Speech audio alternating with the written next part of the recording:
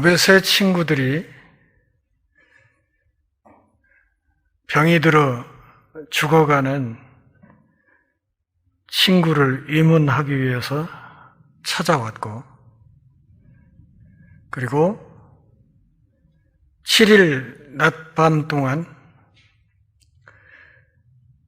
욥 옆에 앉아서 침묵 속에 그를 향한 연민의 정을 보여주었습니다. 그런데 방금 우리가 읽어보았듯이 3장에서 욥이 쏟아내는 말은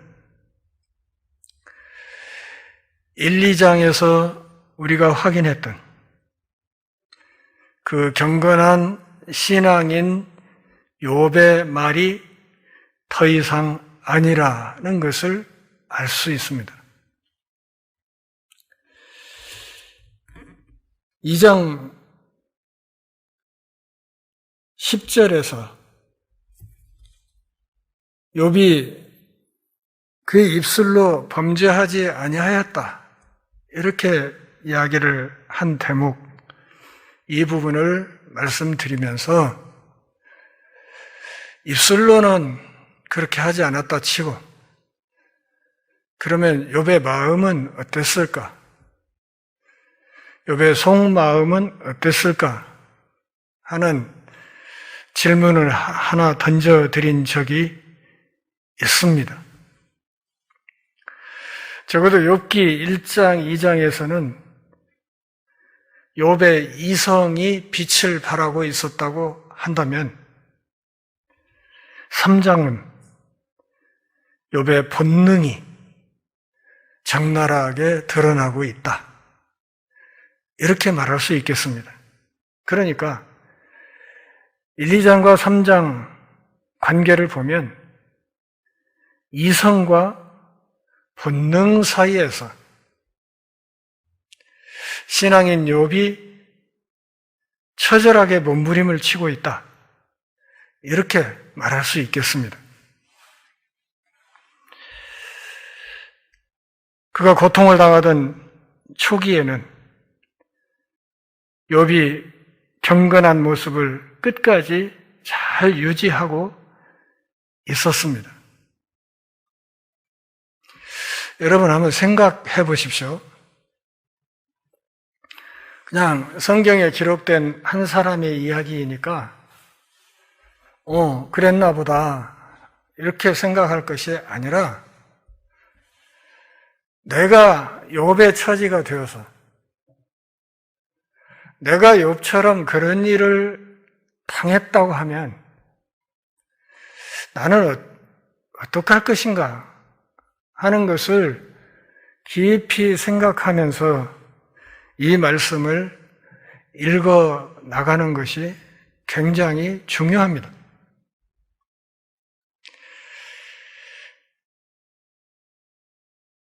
자식이 죽으면 저는 이 세월호 배지를 7년, 8년째 달고 있는데 그것은 7, 8년 전 진도 앞바다에서 다 키운 고등학교 2학년짜리 자식이 죽었을 때 그 부모도 죽었다, 이렇게 생각하기 때문입니다. 지금도 제 마음으로는 자식이 그렇게 차가운 물속에 빠져서 그렇게 가쁜 숨을 몰아쉬다가 몸부림치면서 죽었을 텐데 그 부모는 어떻게 살 수 있을까 하는 생각을 합니다. 나였다면 어쩔 것인가 이렇게 생각을 하면 아마 정말 살기 힘들었을 것이라, 이런 생각이 들기 때문입니다. 저는 문재인 후보에게 한 표를 주었고 적어도 내가 지지했던 사람이 5년간 대통령으로 있는 그 기간에 최소한 세월호 문제는 해결을 해줄 것이라고 기대했었습니다. 그런데 결과적으로 그런 기대가 그냥 기대로 끝나버리고 말았습니다. 자식이 몇 명이 있든 간에 내가 배 아파서 낳은 그 자식이 정말 애지중지해서 키웠던 자식이 하나가 죽더라도 이것은 하늘이 무너질 일입니다. 그렇지 않습니까? 재산 문제도 한번 생각해 봅시다. 돈 몇백만 원, 요새는 하도 단위가 커졌으니까 좀 키워보죠. 가령 돈 한 5천만 원, 그 돈이 어떻게 해서 잘못돼서 날아가 버렸다. 어쩔 것입니까? 기가 막히지 않겠습니까? 그런데 욥은 하나님의 은혜로 재산도 참 많이 갖고 있었던 사람이었어요. 그런데 요즘 같으면 재벌급이었던 이 사람이 하루아침에 그냥 알거지처럼 나뒹굴게 됐습니다. 그랬을 때 그가 느껴야 했던 상실감, 그리고 조금 전에 말씀드렸듯이 자식 10남매를 낳아서 잘 기르고 그것도 신앙으로 정말 철저하게 훈련시키면서 그렇게 길러왔던 욥의 입장에서는 자기 인생의 미래이자 하나님 나라의 미래라고 그렇게 생각했던 그 자식들이 한 명이 죽은 것이 아니라 그 10명이 한꺼번에 몰살당하는 이런 비극을 겪었을 때 우리 같으면 어쩌겠는가? 게다가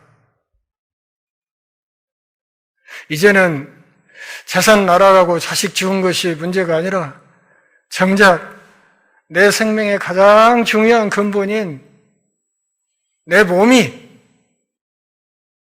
죽을 병이 들어서 머리 꼭대기에서부터 발바닥까지 온 몸에서 진물이 흐르고 견딜 수 없는 가려움 때문에 길바닥에서 사금파리를 주워서 살을 뻑뻑 긁어야 할 정도로 그런 괴로움으로 몇 날 며칠 불면의 밤을 지새야 했을 때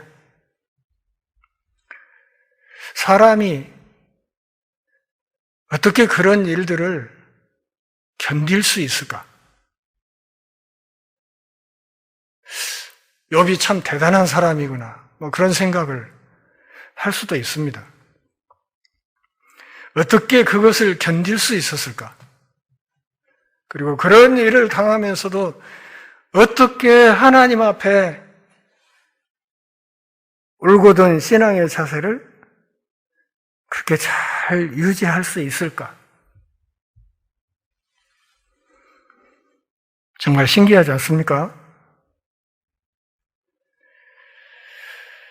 7일이라는 그 시간이 지난 뒤에, 그러니까 이 7일이라는 것은 욥이 쫄딱 망하고 그 다음에 몸에 병이 들고 한 시점으로부터 7일이 아니고 그 전에 이미 충분히 여러 날 상당한 기간을 고통을 겪고 있다가 3명의 친구들이 와서 옆에서 함께 있어 주었던 그 7일을 말합니다.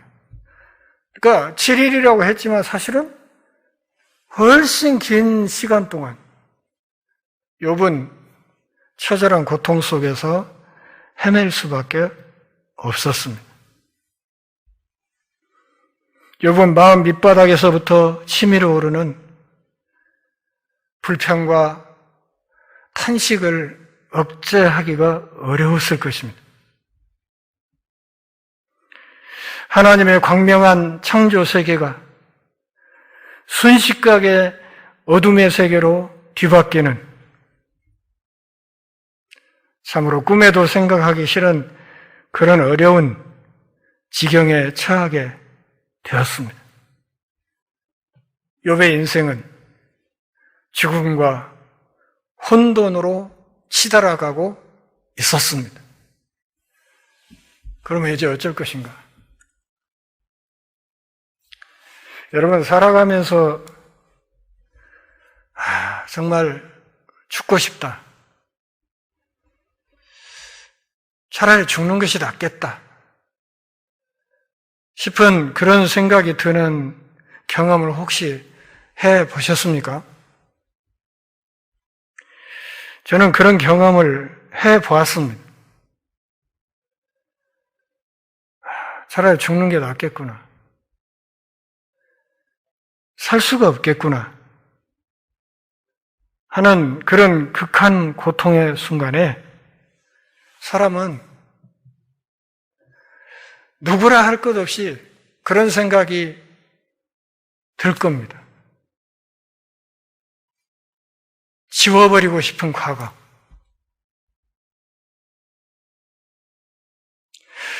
할 수만 있다면 바꾸고 싶은 과거, 타임머신이 있어서 돌아갈 수만 있으면, 그래서 다시 그 상황을 만나면 정말 다르게 행동하고 다르게 판단하고 다르게 처신하고 싶은 그런 어떤 순간이 있을 것입니다. 그렇지 않습니까? 지우고 싶은 과거, 어떻게든 할 수만 있다면 바꿔보고 싶은 과거. 그런데 우리에게는 그 시간을 거스를 능력도 없고, 그러기에 더더군다나 과거를 어떻게 바꿔낼 수 있는 능력이 피조물인 우리에게는 없습니다. 아놀드 토인비는 인류 역사의 흐름을 도전과 응전이라는 두 가지 용어로 압축을 했습니다. 어떤 개인이든 집단이든 어떤 도전이 오면 그 도전에 개인과 집단이 뭔가 응전을 하게 되고, 그러면서 역사가 꾸준히 도전과 응전이 끊임없이 지속되면서 역사가 진행된다, 이렇게 봤던 것이죠. 그런데 아놀드 토인비의 이 도전과 응전이라는 이 이론은 한 가지 맹점이 있습니다. 그것은 무엇인가 하면, 그 도전을 받는 개인이나 집단이 견뎌낼 수 있는 임계점을 넘어서 버리면 응전이 불가능해진다는 거예요. 욥의 처지가 그런 거예요. 여기 한 사람의 인간으로서 아무리 빛나는 신앙인이라고 해도 한 사람의 인간으로서 그가 견뎌낼 수 있는 어떤 임계점이 넘어버린 거예요. 넘어가 버렸어요. 스프링으로 말하면 그 탄성의 한계를 넘어서서 이 스프링이 탄력을 유지한 게 아니라 그냥 부러져 버린 것이죠. 이런 상황에서 욥이 할 수 있는 일이 무엇일까? 그것이 오늘 우리가 읽었던 이 욥기 3장에 적나라하게 드러나 있습니다. 인간 욥의 좌절과 탄식과 마음의 고통이 이 욥기 3장에 적나라하게 기록이 되어 있습니다. 사람은 좀 솔직해야 돼요. 특별히 신앙생활에 있어서 더더욱 솔직해야 된다고 생각을 해요. 내가 믿음이 없다. 그럼 믿음이 없다고 인정을 해야 제대로 된 신앙의 길에 들어설 가능성이 있는 거예요. 그렇지 않습니까? 그런 점에서 저는 복음서에 등장하는 이 도마라는 우리 믿음의 선배를 정말 좋은 선배라고 생각을 해요. 나머지 11 제자들이 전부 다 이구동성으로 예수님 살아나셨다, 부활하셨다, 내가 봤다 이렇게 해도 그건 그 사람들이 본 것이고 내 마음에 부활이 믿어지지 않는 것은 어쩔 수 없고, 그렇다고 해서 대다수가 부활하셨다고 하니까 그 분위기에 그냥 마지못해서 울며 겨자 먹기로 그래 맞아 이렇게 따라간 것이 아니었어요. 아니고 아니 자네들이 아무리 그렇게 얘기를 해도 난 그분이 십자가에 매달릴 때 손목에 못이 박혔던 그 못자국, 옆구리에 창이 찔렸던 그 창자국, 그거 내가 확인해봐야 알겠어. 이렇게 이야기를 하지 않았습니까? 무슨 말인가 하면 내가 못 믿겠으면 못 믿겠다고 이야기를 한 거예요. 내가 믿을 수 없다. 내가 봐야 믿을 수 있다. 어느 날 도마와 제자들이 앉아있는 자리에 예수님이 뻥 하고 나타났어요. 평안하냐? 그래서 도마가 지금 예수님 우통 좀 벗어보세요. 팔뚝 좀 걷어보시고 자 지금부터 신체 검사를 좀 할게요. 했습니까? 그래 안 했어요. 평안하냐 하는 그 순간에 부활하셨구나 하는 것을 확실하게 보고 믿게 된 것이죠. 그래서 그 순간 예수님의 창자국, 손목에 있는 못자국을 확인한 것이 아니라 뭐라고 했어요? 바로 나의 주, 나의 하나님이십니다. 이렇게 정말 위대한 신앙 고백을 한 거예요, 도마가. 그 가슴에 품었던 그 의심이 풀리고 그 의심이 한순간에 확신으로 변하면서 부활한 주님을 향해서 나의 주님이시고 나의 하나님이십니다. 여러분, 예수님에 대한 신앙 고백 중에서 성경에 이보다 더 위대한 고백이 있습니까? 나의 주님이시고 나의 하나님이십니다. 이 고백이면 끝나는 거 아니에요? 그렇죠? 근데 이 위대한 고백이 도마의 입에서 나왔다 그 말이에요. 도마의 그 정직함, 도마의 그 솔직함, 이것이 그를 참된 신앙의 길로 이끌어가는 결정적인 동력이 되었다 그 말이죠. 제가 목회 30년, 몇 년 뒤면 3, 4년 하게 돼요. 나름대로 베테랑 목사라고 할 수 있겠어요. 근데 사람들을 만나보면 정직하지 못한 사람들이 너무 많아. 믿음이 없는데 굉장한 믿음인 것처럼 자꾸만 이렇게 뭘 이렇게 포장을 하려고 하는 자세들도 보이고, 성경 죽어도 안 읽는 사람이 성경 다 아는 척하고, 기도 안 하는 사람이 기도하는 척하고, 그래가지고는 예수님과 올바른 관계를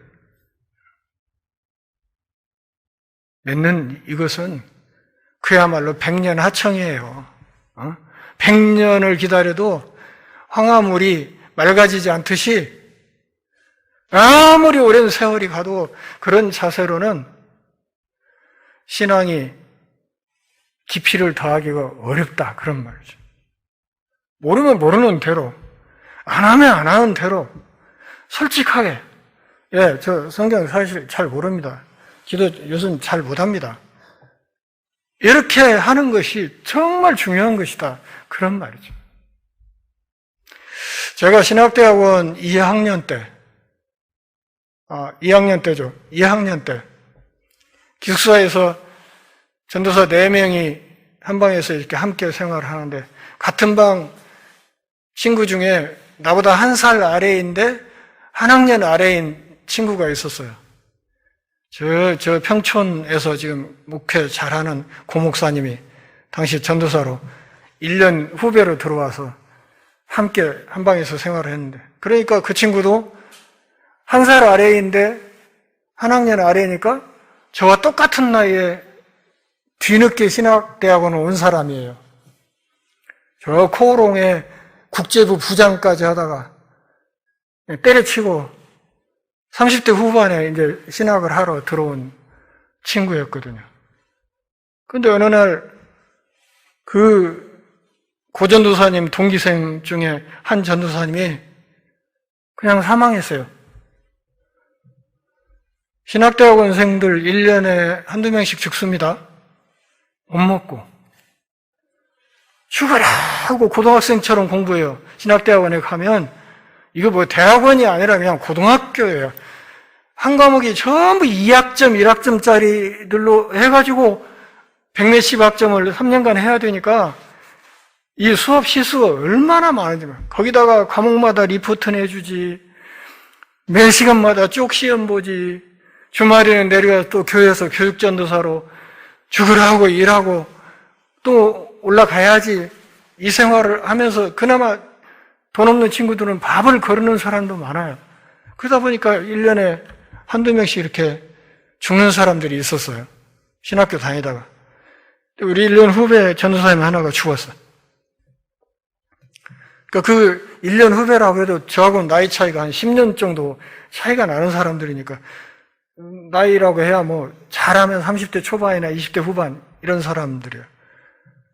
그래서 채플 시간에 신대원생들이 전부 돈을 싹 걷어가지고 모금을 해서 이제 그 유족에게 전달하기로 하고 우리 고전도사님이 그 전달하는 사람들의 일원으로 가서 이제 전달을 하고 왔단 말이에요.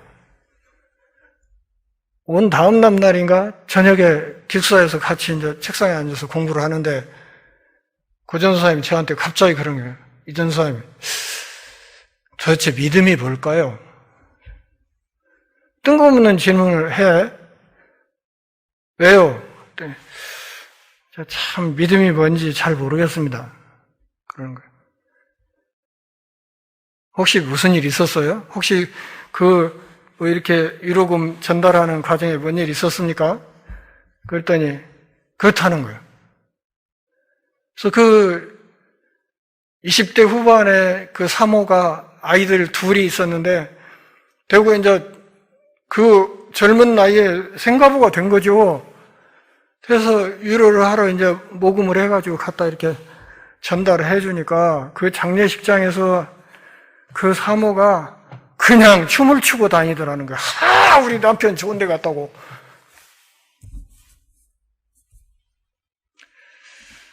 그러니까 고전 선생님이 그걸 보고 충격을 받은 거예요.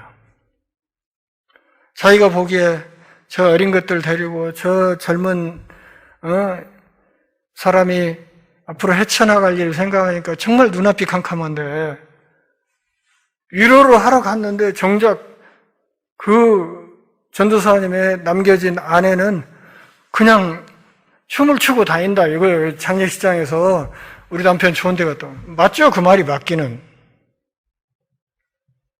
그걸 보고 충격을 받고 와가지고 저한테 하는 얘기. 믿음이 뭡니까? 믿음은 남편이 죽었어도 젊은 나이에 정말 그 철부지 자식들 둘을 남기고 처자식 셋을 남기고 남편이 떠났어도 그냥 춤추듯이 돌아다니면서 기뻐하는 것이 그게 믿음입니까? 우리가 갖고 있는 믿음이 그런 건가요? 이러면서 질문을 하는 거예요.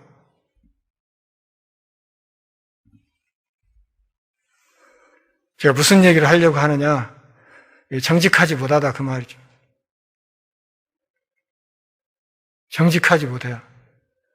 남편이 죽었는데 하늘이 무너지는 것 같을 판인데 신앙 아니라 무엇이라도 그러는 것이 그게 좋은 믿음일까 생각을 하게 만들더라 그 말이죠. 여러분, 우리가 신앙생활을 정말 진지하게 잘 하려면 정말 솔직하고 정직해야 돼요. 그냥 모르는 건 모른다.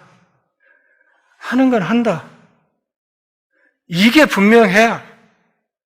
그래야 조금씩 한 걸음씩이라도 신앙이 전진하고 성장할 가능성이 있는 거예요. 근데 그걸 숨겨버리면 어느 세월에 신앙이 하나님과의 관계가 제대로 잡히겠냐 그 말이에요. 그런 점에서 욥기 이 3장 욥의 이 탄식은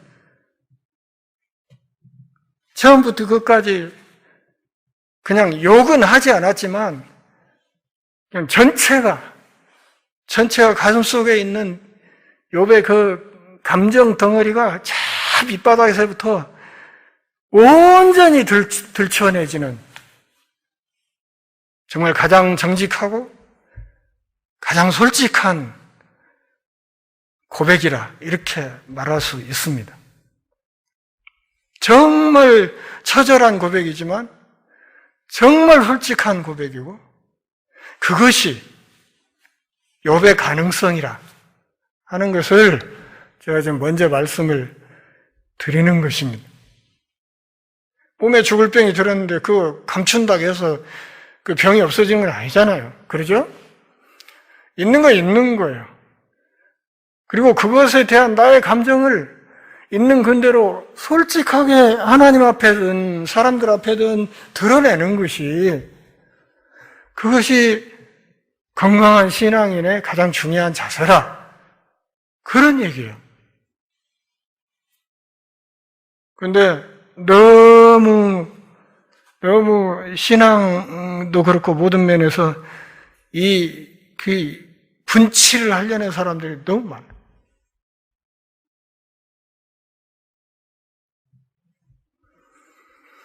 이제 3장부터 시작해서 27장까지 욥의 세 친구들과 욥이 3회전 토론을 합니다. 그러니까 세 사람이 욥이 지금 오늘 3장에서 말하는 4장에서는 바로 엘리바스가 나와서 한바탕 하고 세 사람이 돌아가면서 욥을 공박하고 그러면 한 사람이 공박을 하면 또 거기에 대해서 욥이 대답을 하고 또 다음 사람이 나와서 공박하면 또 욥이 대답을 하고 이것을 3회전을 해요. 3회전. 그러니까 마지막 한 사람을 빼고 나면 이렇게 적어도 8번 욥이 친구들의 이 공격에 응답을 하는 이야기가 27장까지 진행이 됩니다.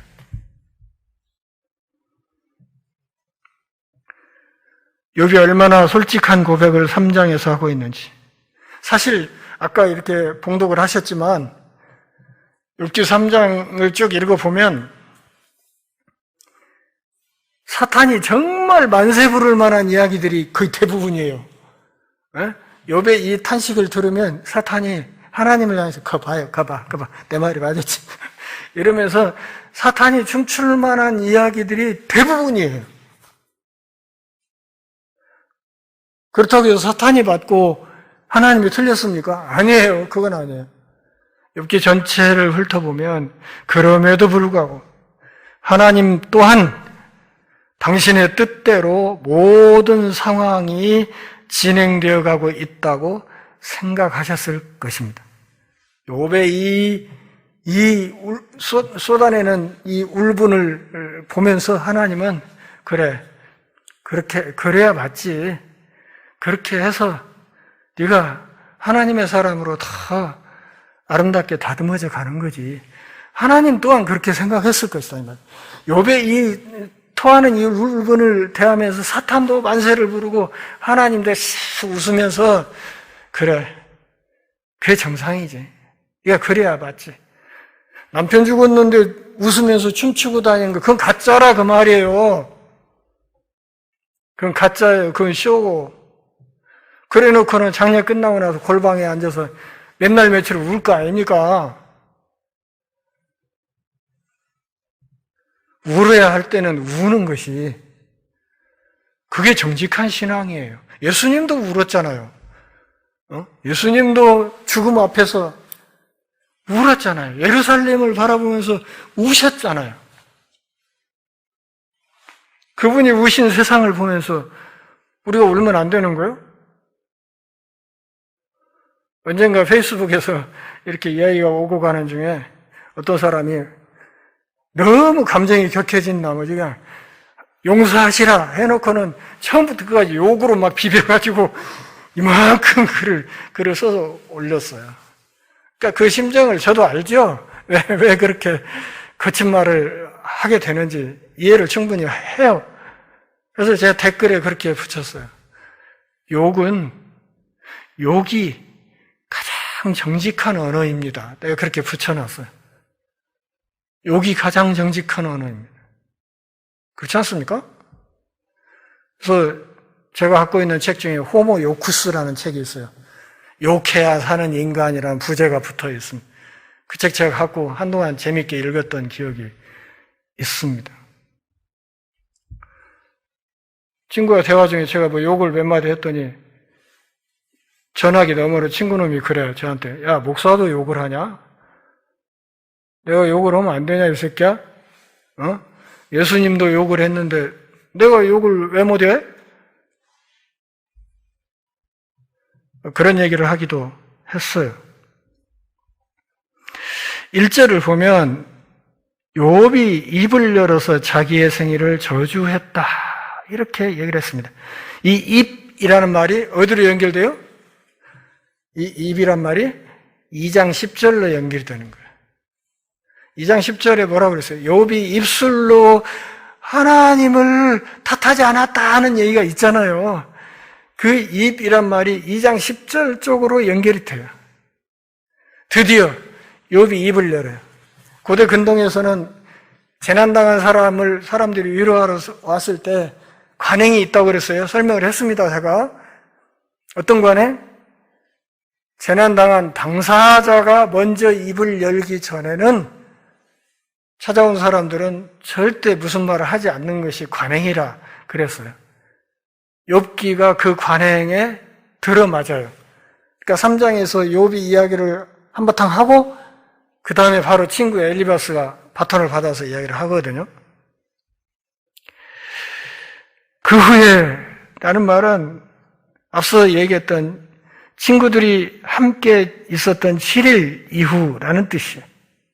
그 후라는 말에서 독자들은 새로운 장면을 기대하게 되고 또한 2장 10절에서 입술로라는 말이 있었기 때문에 그러면 욥의 속마음은 어떤 모양이었을까 하는 것을 아주 긴장감을 가지고 지켜볼 수 있습니다.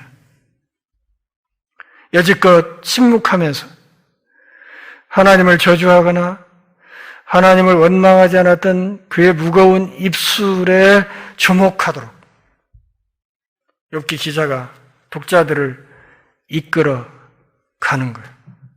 그리고 욥이 이 입을 여는 이 순간 독자들은 그냥 놀라 자빠져 버리는 것이지. 뒤로 벌렁 자빠져.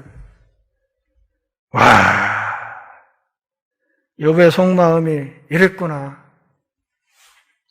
재산 다 날리고 10남매 한꺼번에 죽어버리고 몸에 죽을 병 들고 심지어는 아내까지 나서서 하나님을 저주하고 죽어버리라고 막말을 해대는 이런 상황에서 욥의 가슴 속에 이런 울분이 차곡차곡 쌓여 있었구나 하는 것을 알 수 있습니다. 그러면서 우리는 놀라게 돼요. 하나님의 자랑이었던 이 사람처럼 의롭고 정직하고 나를 경외한 사람 세상에 없다. 하나님이 그를 자랑했던 이 사람 역시도 견딜 수 있는 어떤 도전의 임계점을 딱 넘어서 버린 뒤로는 그렇게 본능적인 가슴속에 울분이 쏟아져 나오게 되더라. 그런 말입니다. 입을 열어서 자기의 생일을 저주하니라. 무슨 뜻이에요? 내가 태어나지 않았으면. 그 얘기예요. 그러니까 3장의 이야기는 크게 두 가지예요. 하나는 내가 태어나지 않았으면 차라리 좋았을 걸. 예수님이 가룟 유다에 대해서 그렇게 얘기했죠. 저 사람은 차라리 태어나지 않는 게 더 나을 뻔했다. 그랬잖아요. 그랬듯이 욥이 내가 차라리 태어나지 않았으면 얼마나 좋았을까 하는 이야기 하나. 또 두 번째는 뭐예요? 차라리 죽는 게 낫겠다. 하나님 빨리 죽여주소서. 이런 얘기죠. 저 빨리 죽여주세요. 이게 이 3장 이야기의 핵심이에요. 차라리 내가 태어나지 않았으면 얼마나 좋았을까. 무슨 말인가 하면 아까 말씀드렸죠. 과거를 바꾸고 싶은 거예요. 과거. 내가 태어났던 날, 그날, 내 생일날, 그날을 그냥 없애버리고 싶은 거예요. 그냥. 과거로 올라가서 그 과거를 그냥 바꾸고 싶은 거예요. 과거를 지워버리고 싶은 그런 마음이 있는 거예요. 극단의 괴로움이 쏟아져 오면 그런 생각이 들지 않습니까? 그때 그 일, 그때 그 순간, 그걸 내가 그때 그렇게 하지 않았으면 어땠을까를 끊임없이 생각하지 않습니까?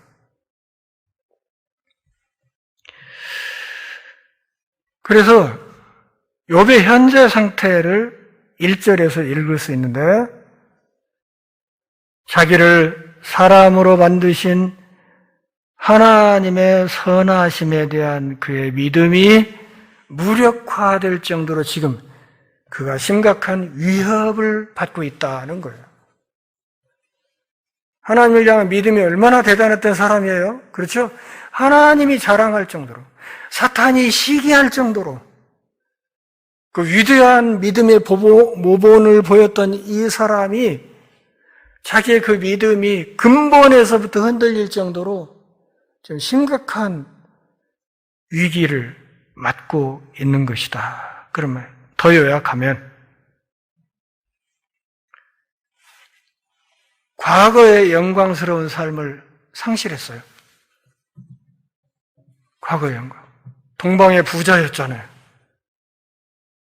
아내와 10남매를 낳아 기르면서 정말 오붓한 가정을 꾸렸잖아요. 건강했잖아요. 근데 하루아침에 재산 날아가 자식들 한꺼번에 다 죽어버려. 몸에 죽을 병 들어. 아내까지 공격을 하고 덤벼. 화려한 과거가 없어져 버렸어요. 현재는 너무 고통스러운 거예요. 너무 고통스러운 현재. 그러게 미래는 공허하기 그지없습니다. 내일을 기약할 수가 없어요. 그러니까 내일이면 조금 나아지려니, 내일이면 고통이 좀 덜해지려니, 내일이면 좀 뭔가 좀 상황이 호전되려니 이것을 전혀 기약할 수 없는. 그러니까 차라리 죽는 게 낫겠다고 생각을 하는 거죠. 차라리 죽어버리는 게 낫겠다는 생각이 그래서 드는 거예요. 죽으면 차라리 편하지 않을까?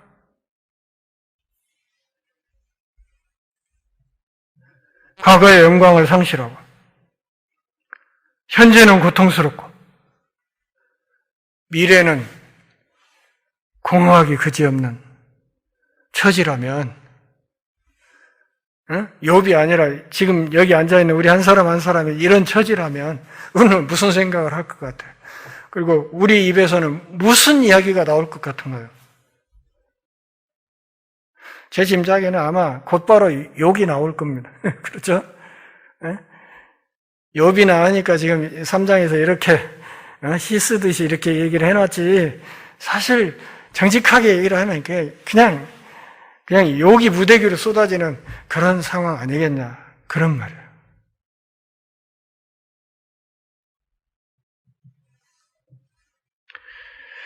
살다 보면 꼭 이 욥이 당한 것과 같지는 않더라도, 남의 팔다리 잘린 것보다는 내 손톱 밑에 가시가 더 아프다고 하잖아요. 그런 것처럼 정말 별거 아닌데도 막상 내가 뭘 당하게 되면 정말 괴롭고 고통스럽지 않습니까? 운동하기 위해서 이렇게 길거리를 걷다가도 신발 속에 조그마한 모래알 하나만 들어와도 그거 그냥 참고 이렇게 걸어 다니는 게 정말 불편하지 않습니까? 그게 사람이거든요.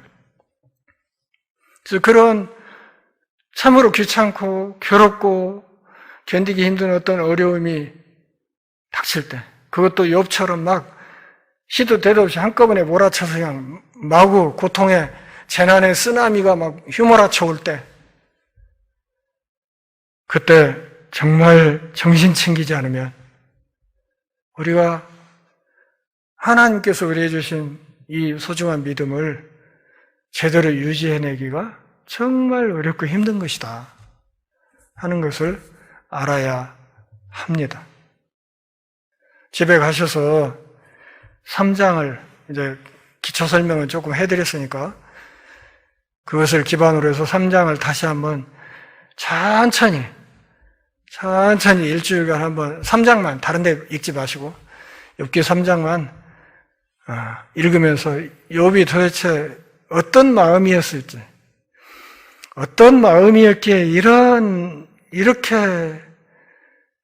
이야기를 토해냈을지 이것을 한번 깊이 잘 묵상해 보시면 또한 깊은 은혜가 있을 것이라 이렇게 생각합니다. 다음 주에 이어서 계속하겠습니다.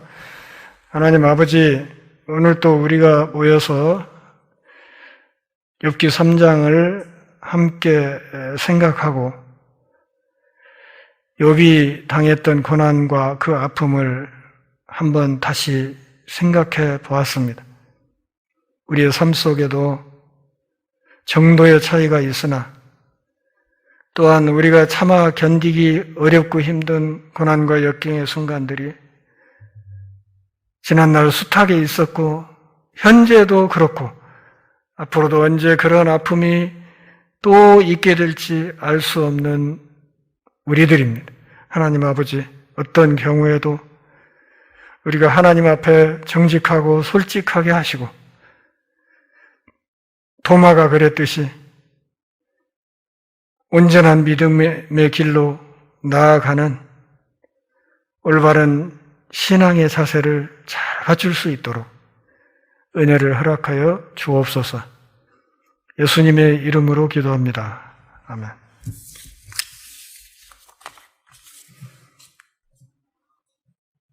찬송가 419장 1절 부르겠습니다.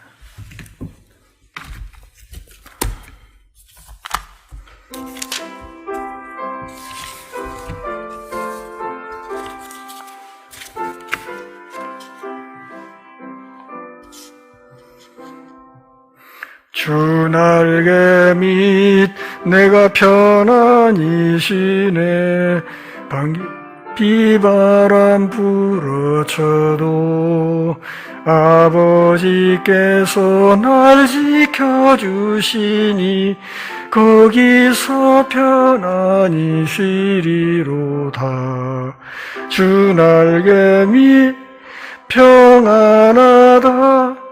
그 사랑 끊을 자니뇨. 주 날개 밑 내 쉬는 영혼 영원히 거기서 살리. 기도하겠습니다.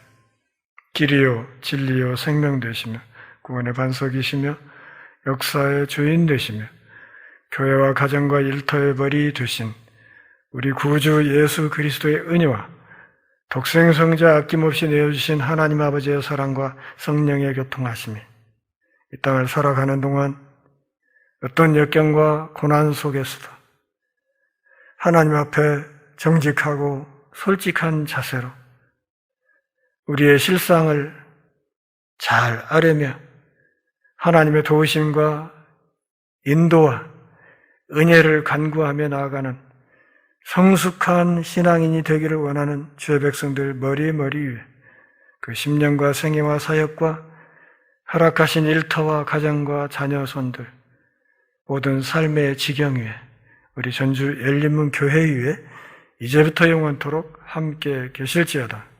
아멘.